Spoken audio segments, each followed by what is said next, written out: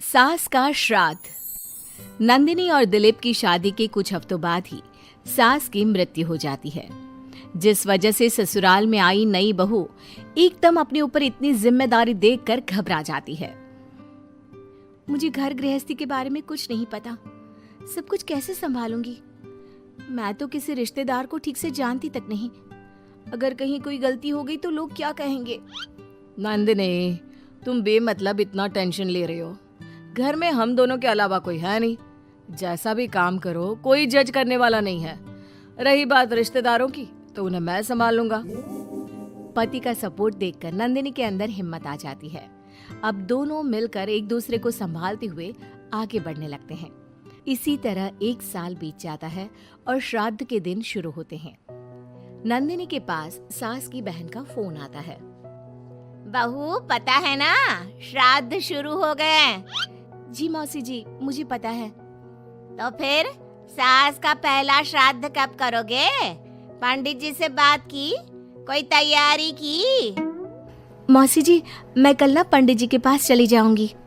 ठीक है, बात करके सब अच्छे से तैयारी करना। हाँ, किसी भी रीति रिवाज में कमी नहीं रहनी चाहिए। नंदिनी मौसी सास की बात पर तो हाँ बोलकर फोन काट देती है, लेकिन फिर रीति रिवाज और श्राद्ध के बारे में कुछ पता ना होने की वजह से दोबारा टेंशन में आ जाती है। शाम को दिलीप के घर वापस आते ही उस पर अपने सवालों की बारिश शुरू कर देती है। आज मौसी जी ने फोन करके मम्मी के श्राद्ध के बारे में बोला। हाँ, मुझे याद है। तुम पंडित जी से बात कराओ, बाकी फिर वैसे ही तैयारी कर लेंगे। वो तो मुझे पता है, लेकिन मौसी जी ने साथ में रीति रिवाज के बारे में भी बोला, और इस घर की किसी भी रिवाज के बारे में मुझे कुछ भी नहीं पता। देखो, इतना सोचने की जगह जैसा पंडित जी बोले वैसा कर लो, सब सही होगा। अगले दिन दिलीप के ऑफिस जाते ही नंदिनी घर के बाकी सब काम छोड़ पंडित जी के पास जाती है, जो उसे श्राद्ध करने की तारीख के साथ क्या और कैसे करना है सब कुछ अच्छे से समझा देते हैं। घर वापस आते ही नंदिनी मौसी सास को फोन करती है। मौसी जी, 2 दिन बाद मम्मी का श्राद्ध रखा है। ठीक है, आ जाऊंगी। और पहला श्राद्ध है, इसलिए पूरे परिवार को बता देना। सब साथ में पूजा करेंगे तो दीदी को अच्छा लगेगा। मौसी के कहे मुताबिक नंदिनी सबको इन्फॉर्म कर पूजा की तैयारियों में लग जाती है। 2 दिन बाद पूरा परिवार उनके घर इकट्ठा होता है और देखते ही देखते सबके बीच गृह युद्ध शुरू हो जाता है, जिससे नंदिनी और दिलीप की परेशानी कम होने की जगह बढ़ जाती है। तुमने तो बोला था कि परिवार इकट्ठा होगा, सबके साथ काम कैसे निपट जाएगा पता भी नहीं चलेगा। यहाँ तो मुझे ऐसा कुछ होता नहीं दिख रहा।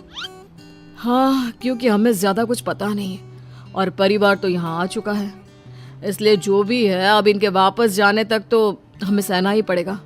रही बात काम की तो मैं हूं ना। तुम ना बस परिवार संभाल लो, काम मैं देख लेती हूँ। दिलीप परिवार वालों की गुत्थम गुत्थी और मामला संभालते हुए सबको शांत करता है, जिसके बाद सब पूजा करने बैठते हैं। बोलो भला, श्राद्ध वाले दिन इंसान की पसंद का खाना बनता है और भाभी को खीर जान से ज्यादा पसंद थी, पर बहू तुमने तो वो बनाई ही नहीं। वो एक्चुअली मुझे खीर बनानी नहीं आती, कुछ खराब हो जाता तो बहुत नुकसान होता, इसलिए नहीं बनाई, लेकिन बाजार से मंगवाई है, कुछ देर में आ जाएगी। ऐसी तो आजकल की लड़कियां हैं जिन्हें सास की खुशी से ज्यादा नुकसान की चिंता है, जो खीर तक बाजार से मंगवाती है। मौसी जी, मम्मी की खुशी को याद रखते हुए नंदिनी ने खीर का ऑर्डर उनकी पसंदीदा मिठाई की दुकान पर दिया है। अरे बनाएगी नहीं तो सीखेगी कैसे? माफ करना मौसी जी, लेकिन आज पूरे परिवार का खाना बना है और ऐसे में प्रैक्टिस के चलते मैं इतने सारे लोगों के लिए खीर बनाती और अगर जरा भी गड़बड़ हो जाती तो बहुत खाने का नुकसान होता ना, जो अच्छा नहीं होता। नंदिनी की बात को इग्नोर करते हुए मौसी चुप हो जाती है, जिसके बाद सब पूजा करते हैं और कुछ देर बाद खाना खाने बैठते हैं, लेकिन उन्हें वहां भी शांति नहीं रहती। वो कभी खाने में कमी निकालना तो कभी किसी चीज की फरमाइश करना शुरू कर देते हैं। आखिर ये लोग माँ के श्राद्ध की पूजा के लिए आए हैं या बस ये गलत है, ये वैसा क्यों है, ये ऐसा क्यों नहीं, ये चाहिए, वो अच्छा नहीं, ये सब बोलने के लिए? मुझे तो समझ में नहीं आ रहा, यहाँ श्राद्ध की पूजा हो रही है या इनकी पार्टी। जिस हिसाब से कमियां निकाल कर भी उंगलियां चाट चाट कर खा रहे हैं ना, इनकी तो पार्टी ही लग रही है। बस भगवान करे अब और कोई ड्रामा ना हो। दोनों पति पत्नी इसी उम्मीद के साथ मेहमानों को खाना परोसते रहते हैं। कुछ देर बाद ही मौसी सास का चिल्लाना शुरू हो जाता है। हे भगवान, सब इधर आओ। ये देखो, दीदी की तस्वीर के आगे रखी पूजा की पूड़ी पर चींटियां घूम रही हैं। बहू, तूने दीदी की मनपसंद खीर पूजा में नहीं रखी ना, इसीलिए नाराज हो गई हमारी दीदी। मौसी, आप सबके मन में इस तरह के अंधविश्वास मत भरो। अरे उन्होंने कुछ गलत नहीं बोला। पहले तेरी पत्नी ने घर आते ही हमारी भाभी को ऊपर पहुंचा दिया और अब उनकी आत्मा को भी शांति से नहीं रहने दे रही। इसी के साथ एक एक कर घर में सब अपनी राय देने लगते हैं, जो कुछ ही देर में एक बड़े मुद्दे का रूप ले लेता है, जिसमें सबकी बात और इल्जाम घूम फिर कर नंदिनी या दिलीप पर ही आते हैं। बस करो, आखिर आप लोग हमसे चाहते क्या हो? खुद तो एक दिन भी लड़ाई किए या किसी पर इल्जाम लगाए बिना रह नहीं सकते, तो फिर किस हक से दूसरों को बुरा बोल रहे हो?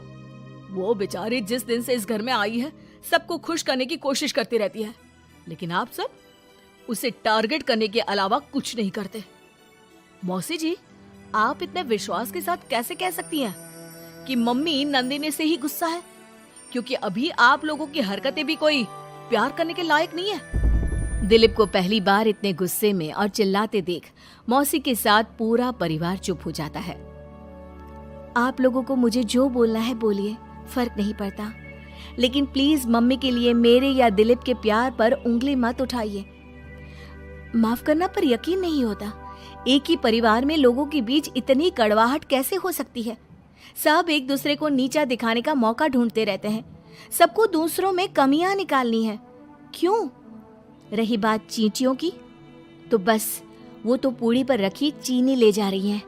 आखिर उन्हें भी तो अपने खाने का इंतजाम करना है। नंदिनी और दिलीप की बातें सुन परिवार में सन्नाटा छा जाता है। सबको अपनी गलती का एहसास होता है, लेकिन गलती ना मानने का गुरूर उन्हें आगे कुछ भी बोलने से रोकता है, जिसके चलते धीरे धीरे सब चुपचाप उठकर अपने घर जाने लगते हैं। अरे सारे कहाँ उठकर चल दिए?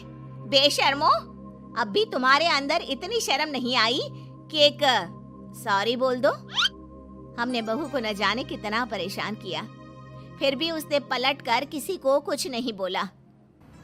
नंदिनी, हमें माफ करना, इस साल तो हमारी वजह से सब खराब हो गया, पर वादा करती हूँ अगले साल सब इस परिवार का नया रूप देखेंगे। फिर मैं भी वादा करती हूँ कि अगले साल सबको अपने हाथ की बनाई बढ़िया खीर खिलाऊंगी।